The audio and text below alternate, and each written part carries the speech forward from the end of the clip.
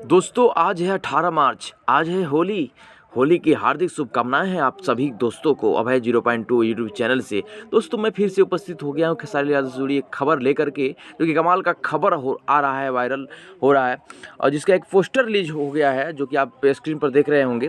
और जिस सॉन्ग का नाम है इश्क, इसको रिलीज़ किया जाएगा SRK music presents YouTube channel पर सुबह 6:30 बजे, यानी कि कल 19 मार्च को। और इस सॉन्ग को लिखे हुए हैं पवन पांडे जी और आर्या शर्मा जी म्यूजिक दिए हुए हैं, जिसका फुल वीडियो सॉन्ग आ रहा है। इसी तरह वीडियो पाने के लिए आप मेरे चैनल को सब्सक्राइब कर लीजिए, बेल आइकन दबा लीजिए, नोटिफिकेशन आपको सबसे पहले मिलता रहेगा खेसारी से जुड़ी खबरों का। ये खबर आपको कैसा लगा कमेंट में लिख करके जरूर बताइए दोस्तों, और खबर अच्छा लगा हो तो लाइक कर लीजिए।